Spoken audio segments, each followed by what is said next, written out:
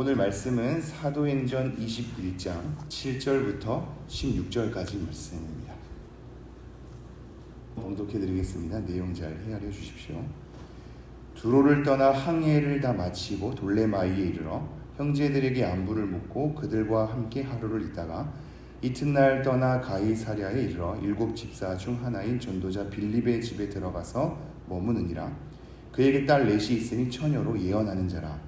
여러 날 머물러 있더니 아가보라 하는 한 선지자가 유대로부터 내려와 우리에게 와서 바울의 띠를 가져다가 자기 수족을 잡아매고 말하기를 성령이 말씀하시되 예루살렘에서 유대인들이 이같이 이 띠 인자를 결박하여 이방인의 손에 넘겨주리라 하거늘 우리가 그 말을 듣고 그곳 사람들과 더불어 바울에게 예루살렘으로 올라가지 말라 권하니 바울이 대답하되 여러분이 어찌하여 울어 내 마음을 상하게 하느냐. 나는 주 예수의 이름을 위하여 결박당할 뿐 아니라 예루살렘에서 죽을 것도 각오하였노라 하니 그가 권함을 받지 아니하므로 우리가 주의 뜻대로 이루어지이다 하고 그쳤노라. 이 여러 날 후에 여장을 꾸려 예루살렘으로 올라갈새 가이사랴의 몇 제자가 함께 가며 한 오랜 제자 구브로 사람 나손을 데리고 가니 이는 우리가 그의 집에 머물려 함이라. 아멘. 네, 즐거운 새벽님의 말씀 나눔이 되었습니다. 오늘 이제 사도행전 21장으로 또 출발을 하게 되는데요. 사도행전 21장은 바울이 3차 전도 여행을 다 마치고 나서 예루살렘으로 가고자 하는 길에 내용이 써 있는 대목입니다. 전도 여행을 다 마치고 나서 예루살렘으로 향하는 길목에서 주의 형제들을 만나는 그 만남들에 대한 애틋함을 우리에게 소개를 하고 있는 동시에 그 가운데 성령님께서 우리에게 하고자 하는 메시지가 무엇인지를 같이 분별할 수 있는 장면이 오늘 대목이거든요. 어제 새벽에도 살펴봤듯이 성도의 교제가 나오고 성령의 인도가 나옵니다. 그리고 이 두 가지의 내용은 오늘 본문 말씀에도 이어지는 대목입니다. 성도의 교제를 우리가 확인할 수 있고 그 가운데 성령의 인도함을 어떻게 받는지도 확인할 수 있습니다. 그런데 우리는 항상 성령의 인도에 대한 부분이 굉장히 궁금하잖아요. 이 성령의 인도를 어떻게 받을 수 있는가? 무엇이 성령님께서 인도하시는 것인가? 잘 안 들리시나요? 제가 좀 더 크게 성령의 인도에 대해서 우리가 어떻게 받아야 할 것인지에 대해서 오늘 조금의 힌트는 받을 수 있습니다. 근데 이게 되게 다양해서요. 성경의 다양한 하나님의 일하심을 같이 잘 확인하는 것이 필요합니다. 어떨 때는 이렇게 인도하시고 어떨 때는 또 다르게 인도하시거든요. 우리가 생각하는 것보다 하나님의 일하심은 단순하지 않습니다. 되게 복잡하거든요. 근데 우리는 그 복잡함을 싫어해서 단순하게 지침을 내려줬으면 좋겠는데 뭔가 복잡하게 푸는 것이 머리 아픈 것으로 생각하는데 사실 성경이 그러하거든요. 굉장히 다양하고 깊죠. 이것을 따라가야 하나님을 보다 이해할 수 있습니다. 우리가 오늘 본문에서 그 모든 것을 다 알 수는 없겠지만 조금씩 한번 헤아려 보도록 하죠. 우선 21장 7절 말씀 제가 다시 한번 읽겠습니다. 두로를 떠나 항해를 다 마치고 돌레마이에 이르러 형제들에게 안부를 묻고 그들과 함께 하루를 있다가 여러 지역명이 계속해서 등장하기 때문에 조금 헷갈리실지 모르겠지만 지금 바울이 그 무리들과 함께 전도 여행을 하게 될 때에는 이제 예루살렘과 안디옥 교회를 중심으로 이렇게 한 바퀴 돌아오는 거거든요. 한 바퀴 항해를 하고 내륙으로도 돌아다니면서 돌아오는 게 1차, 그리고 2차 끝나고 나서 3차입니다. 3차를 타고 여러 작은 섬과 큰 섬을 들러서 긴 항해의 기간의 준비를 마치고 이제 예루살렘 위쪽에 있는 두로라는 지역에 이제 정박을 한 겁니다. 거기서 7일 동안 머물면서 주의 제자들과 함께 교제를 하다가 두로 밑에 지방에 있는 가이사랴에 도착하는 대목입니다. 그래서 우리가 보기에는 지도를 볼 때 예루살렘이 이쯤에 있으면 두로와 가이사랴 그리고 예루살렘으로 점차 내려오는 거거든요. 근데 오늘 말씀의 구절에서는 표현을 좀 달리하긴 합니다. 그것도 다 이유가 있는데 이따가 한번 다시 살펴보기로 하죠. 다시 한번 7절 두로를 떠나, 이게 21장 1절에서 6절까지에 있는 두로에 대한 주의 제자들과의 교제였습니다. 이 두로를 떠나서 항해를 다 마치고 이제 전도 여행이 거의 마무리되는 상황인 거죠. 예루살렘에 곧 도달을 하기 때문입니다. 돌레마이에 이르러, 이것도 여전히 항구 도시거든요. 점차 밑으로 내려오면서 돌레마이에 이르러 형제들에게 안부를 묻고 그들과 함께 하루를 있다가, 이게 생각해 볼 부분이 많습니다. 예루살렘으로 결박당하러 가는 길목에서 밀레도에서 에베소 장로들을 초청해서 울며 불며 헤어지기 싫은 것을 억지로 끌어낸 장면이 20장 말미에 있었거든요. 그렇게 서로 눈물겨운 이 배웅을 마친 다음에 두로에 이르러서 7일 동안 주의 제자들과 교제하는데 이들도 가지 말라고 말리거든요. 이것을 다시 또 뿌리치면서 돌레마이에 이르러서 하루를 묵게 되는데 주의 형제들과 교제를 합니다. 안부를 묻죠. 안부를 묻습니다. 여러분에게는 안부를 묻는 성도가 얼마나 있는지요? 생각보다 성도의 교제는 우리가 생각하는 것보다 깊습니다. 이거는 성량의 차원이 아닙니다. 사람을 좋아하고 적극적이냐, 혼자 있는 걸 좋아하고 보다 내성적이냐의 차원이 아닙니다. 그 차원이 아니고 어디를 가든지 주의 제자들과 형제들과 함께 하는 걸 보게 되거든요. 안부를 묻습니다. 하나님 안에서 성도로 함께 지어져 가고 함께 그 현실을 담당하는 것에 대해서 성경은 보다 중요하게 여기고 있습니다. 그런데 우리는 전도 여행하면 어느 지역을 가든지 주 예수의 이름을 강하게 복음을 전파하고 떠나는 정말로 멋진 마초 같은 성격으로 우리는 생각을 할 때가 있으나 그렇지가 않죠. 바울은 한두 번의 만남도 너무나 귀했기에 어디를 가든지 제자들, 형제들을 찾아서 교제를 하거든요. 지금 이 돌레마이에는 하루 동안 묵거든요. 근데 형제들에게 안부를 묻죠. 본인은 곧 결박을 당할 것인데 서로 안부를 묻는 관계로서 하루를 보내는 겁니다. 그러면서 8절, 이튿날 떠나 가이사랴에 이르러 7 집사 중 하나인 전도자 빌립의 집에 들어가서 머무느니라. 가이사랴로 이렇게 조금 내려오는데 거기에 누가 있냐면 빌립이 있습니다. 근데 이 빌립은 2명이 존재하죠. 물론 같은 이름의 여러 명이 다 있을 수 있는데 예수님의 제자 중에 한 명인, 즉 12 사도 중에 한 명인 빌립이 있고요. 우리가 흔히 얘기하는 7 집사라고 할 때 그 7 집사 중에 빌립이 있습니다. 근데 제가 전에도 말씀드렸다시피 집사라는 단어는 사실 등장하지 않습니다. 네. 재밌는 부분이죠. 사도행전 6장에 이르러서 구제하는 일에 대해서 여러 가지 원망이 다 들므로 나중에 7명의 일꾼을 뽑는단 말이죠. 근데 그때 본문을 보면 집사라는 용어가 등장하지 않는데 우리는 집사라고 표현을 많이 하죠. 근데 오늘 본문에서도 집사라고 번역이 되어 있습니다. 근데 원래 집사라는 단어는 원어에는 없습니다.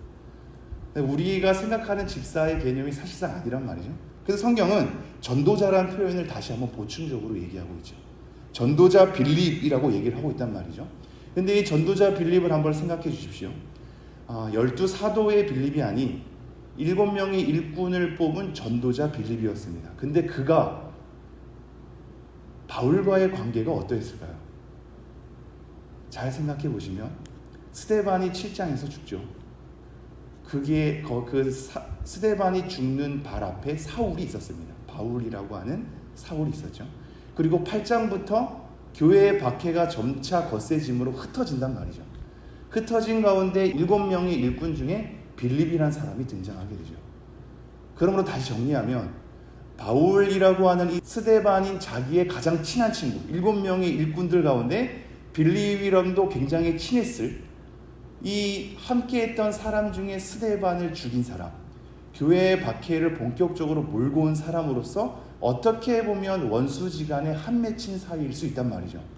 이 빌립을 가이사랴에서 만납니다. 왜냐하면 8장 말미에 가보면 빌립이 여러 가지 성령의 인도하심을 통해서 전도자로 서다가 나중에 가이사랴에 머물게 되거든요. 그럼 그때부터 머물어서 줄곧 빌립은 이 가이사랴 지역을 담당했던 자입니다. 이런 담당했던 자를 전도여행을 돌고 돌아서 이 바울이 변했던 소식을 빌립도 들었게 됐겠죠. 그리고 결국 둘이 상봉하게 되는 겁니다. 자기의 가장 친한 친구인 스데반을 죽였던 자, 그 앞에 있던 자, 그리고 교회의 박해를 몰아왔던 자를 나중에 돌고 돌아서 가이사랴에서 마주하게 되는 겁니다. 굉장히 의미 있는 대목이죠. 이 성도의 교제가 생각하는 것보다 다양하게 생각할 부분이 있습니다. 원수로 몰아질 수 있는 관계가 박해를 앞두고 결박을 앞두고 전도자 빌립과 상봉하게 됩니다. 그리고 그의 집에 머물게 되는 거죠. 그들은 도대체 무슨 대화를 했을까? 어떠한 교제를 이어갔을까? 어떤 만남이었을까? 성경에 기록하고 있지 않지만 굉장히 가슴 깊은 것에 대한 우리의 삶을 넘어서는 차원에서 예수 그리스도로 하나가 되는 만남이 아니었을까 싶습니다. 그 집에 들어가서 머뭅니다. 그러면서 9절 이렇게 얘기하죠. 그에게 딸 넷이 있으니 처녀로 예언하는 자라.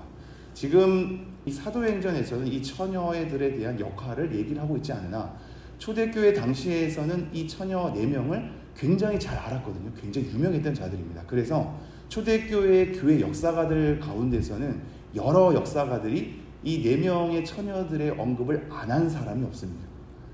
다시 정리하자면 뭐냐면 초대교회 이 성경이 기록된 이후 시대 때 교회의 역사가 잘 흘러갈 수 있도록 계속해서 이 성경의 증언을 계속 이어가는 사람이 필요했거든요.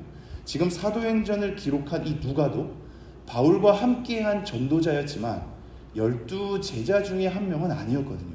즉 예수님을 직접 옆에서 목격한 자는 아니었단 말입니다.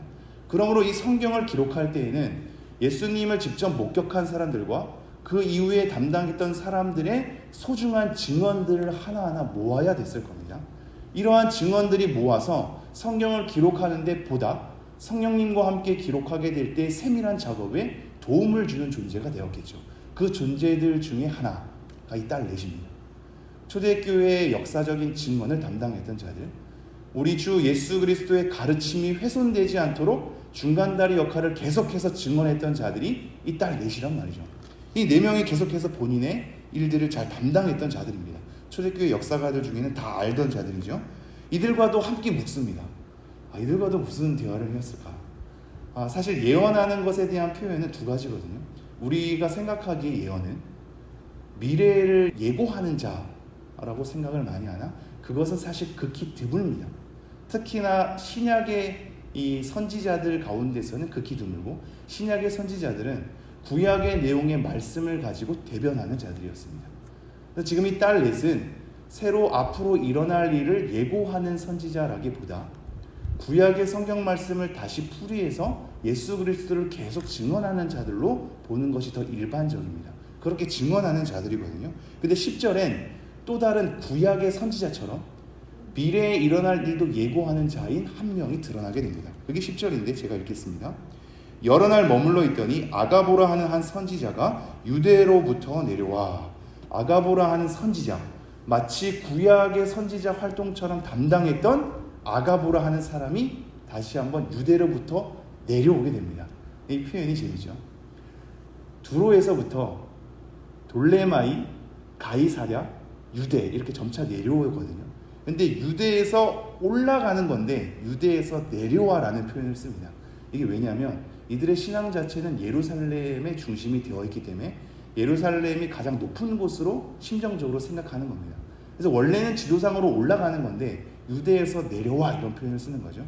그러면서 이런 표현을 의도적으로 쓴 것은 예루살렘을 중심으로 가지고 있는 아가보라 하는 이 선지자가 그러기에 거기서부터 내려와서 권위 있는 하나님의 말씀을 지금 전하고 있다라는 것을 저자가 우리에게 일러주는 겁니다. 그래서 뭐라고 얘기하냐면 11절 우리에게 와서 바울의 띠를 가져다가 자기 수족을 잡아매고 말하기를 성령이 말씀하시네 예루살렘에서 유대인들이 이같이 이 띠 임자를 결박하여 이방인의 손에 넘겨주리라 하거늘.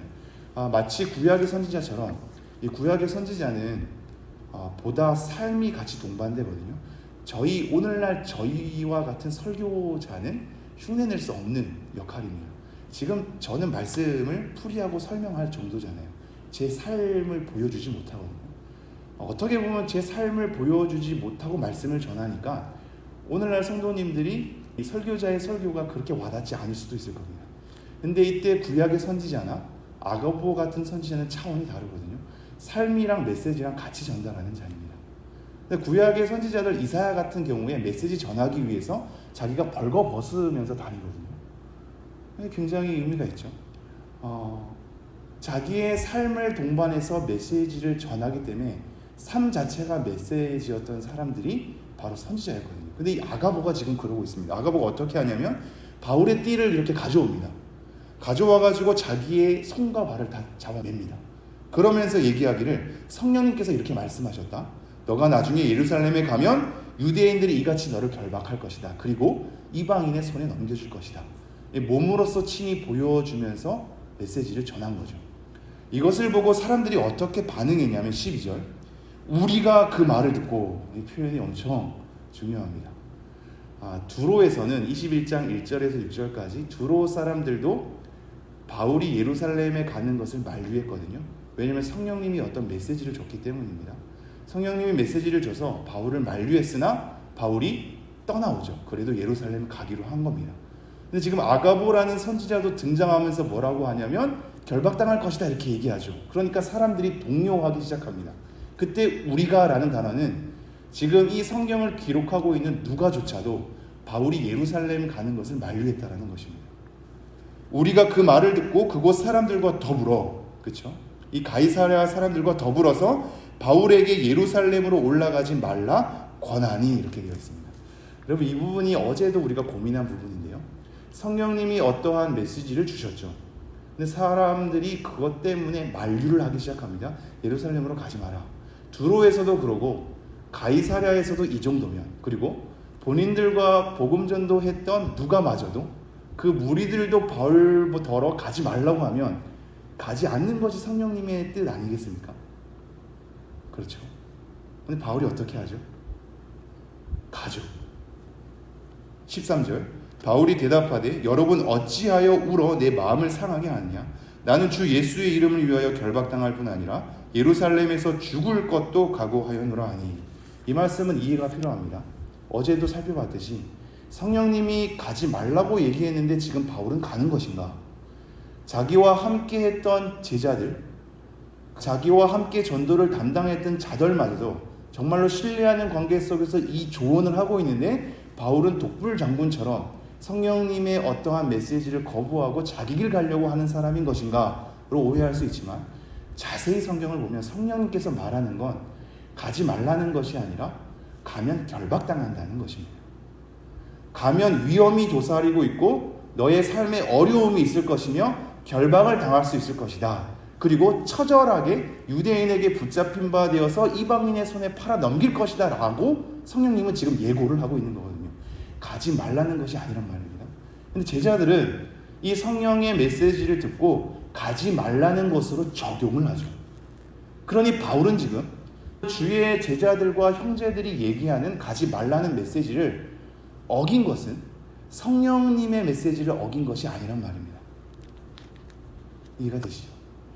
성령님은 가지 말라고 한 것이 아니라 결박을 당할 것이다, 위험이 있을 것이다 라고 얘기만 했을 뿐 그것이 곧 가지 말라는 소리는 아니었습니다. 하지만 제자들은 위험이 있으니 가지 말라는 건가 보다로 적용을 하기 시작했고 바울에게 가지 말라고 권유를 하게 되죠. 이게 생각해 볼 지점이 많죠. 우리가 성령님 앞에 어떠한 말씀을 읽으면서 어떠한 것을 감지했을 때 그것을 감지한 걸 통해서 해석하고 적용하는 차원은 또 다르게 살펴봐야 합니다. 우리는 어떠한 것을 감지하고 어떤 느낌을 받고 말씀을 읽으면서 어떠한 감동을 받을 때 그것이 곧 나를 향한 메시지라고 생각해서 그렇게 적용해버리곤 하거든요. 그런데 오늘 말씀에서 뭐라고 얘기하냐면 성령님이 어떠한 감지를 주었을 때 너가 그것을 가지고 해석하고 적용하는 것은 다른 차원이 있을 수 있다고 얘기하는 거죠. 위험이 있다는 것은 가지 말란 소리가 아니다 로 얘기할 수 있는 겁니다. 우리 가운데 어떠한 삶의 어려움, 그 길로 가면 내가 굉장히 공경을 처하지 않을까? 어려움을 겪지 않을까? 실패 같은 것을 경험하지 않을까라고 느끼는 이 감정과 부르심에 대한 부르심이 그것을 걷지 말라는 소리가 아닐 수 있음을 우리는 헤아려야 합니다. 공경과 결박과 핍박이 있음에도 불구하고 내가 그것을 당하는 부르심도 있단 말입니다. 즉 어떻게 보면 누구나 다 만류하는 실패를 담당해야 할 내 몫이 있단 말입니다. 근데 우리는 이것을 싫어해서 가지 말라고 가는 것이 아니라고 얘기하는 거죠. 그래서 어찌 보면 우리의 발목을 잡는 것은 나를 정말로 사랑하는 가족일 수도 있겠습니다. 그래서 베드로도 예수님의 길을 붙잡거든요. 예수님께서 하시죠. 사탄아 내 뒤로 물러가라 이렇게 얘기합니다. 재미있는 대목이죠. 그러나 지금 한 가지 생각해 주십시오. 지금 이 바울을 옆에서 함께하고 있는 형제들과 제자들이 심정을 헤아려야 합니다. 우리는 이것을 보면서 바울에게 가지 말라고 하니까 성령님의 뜻을 어기는 바울의 마음을 이만큼도 이해하지 못하고 그 부르심을 이해하지 못하고 그저 그냥 만류하는 주의 뜻을 거부하는 자들로 생각할 때가 있습니다. 그래서 우리는 이것 때문에 더욱더 우리의 마음이 날카로워지죠. 내가 무엇을 하고자 했을 때 만류하는 내 가족들이나 나를 잘 아는 사람들이 그것을 만류하면 주의 길을 방해하는 자들이 되어버립니다. 내가 하고 싶은 대로 못하는 아주 못된 자들이 되어버립니다. 그런데 지금 성경을 잘 읽어내면 그렇지 않죠. 지금 이들은 사랑해서 그렇습니다. 바울을 너무 사랑한 겁니다. 성령님께서 결박당하고 핍박당할 것에 대한 메시지를 줬을 때 이들은 곧 사랑하는 바울을 생각하자니 이것이 가지 않는 것이 맞지 않을까로 해석했고, 바울을 너무나 사랑하는 가운데 그것에 가서 위험을 당하는 것은 옳지 않은 것으로 만류를 하고 있는 겁니다. 바울이 이것을 알기 때문에 마음이 흔들리는 겁니다. 그래서 이렇게 표현하고 있습니다. 13절 바울이 대답하되 여러분 어찌하여 울어 내 마음을 상하게 하느냐. 지금 이 옆에 있는 사람들이 다 울면서 만류한 거거든요. 자기와 전도여행 함께 했던 사람들 다 울면서 만류하는 겁니다. 가지 않았으면 좋겠다. 이것을 바울이 알거든요. 이게 단순히 이 못된 자들, 주의 길을 가로막는 자들 이게 아니라 나를 너무나 사랑하는 것을 알기 때문에 마음이 무너졌습니다. 이 상한다는 것은 마음을 어렵게 한다는 것이 아니라 마음을 물렁물렁하게 한 겁니다. 내가 강하게 이 사명을 담당해야 되는데 그 마음속에 사랑하는 마음을 알기 때문에 흐물흐물해진 상태를 얘기하는 겁니다. 바울이 얘기하죠. 자기 마음을 추스리면서 여러분 어찌하여 울어 내 마음을 상하게 합니까? 나는 주 예수의 이름을 위하여 결박당할 뿐 아니라 예루살렘에서 죽을 것도 각오하였습니다. 내가 나의 위험 때문에 결박당하는 것 때문에 이러는 거 내가 압니다. 너무나 울면서 나를 만류하니까 내 마음도 자꾸 말랑말랑해집니다. 근데 제가 다시 한번 하나님 앞에 마음을 정돈하겠습니다. 내가 결박당하는 거 괜찮습니다. 죽음당하는 거 괜찮습니다. 여러분이 나 아끼는 거 아는데 내가 이 길을 걷는 것이 마땅하니 함께 이 길을 잘 응원해 줬으면 좋겠습니다. 이렇게 다독이고 있단 말이죠. 그래서 14절에서 뜻이 이렇게 모아지죠. 그가 권함을 받지 아니하므로 우리가 주의 뜻대로 이루어지이다 하고 그쳤노라. 여러분 이겁니다. 이거 성령님의 인도는 우리가 사도행전 15장에서 봤을 때 회의를 통해서 성령님의 인도를 받지 않았습니까? 지금 바울과 옆에 있는 제자들의 무리가 울고 불며 만류하나 다시 한번 그 각오를 얘기했을 때 함께 그래 우리가 주님의 뜻이 이루어질 것을 다시 한번 확인하겠습니다로 마음을 모으고 있죠. 자기 주장으로 생떼를 부리지 않고 자기가 옳다고 싸우는 것이 아니라 사랑하는 마음으로 만류했으나 결국은 주의 뜻으로 두 손 드는 것을 보게 됩니다.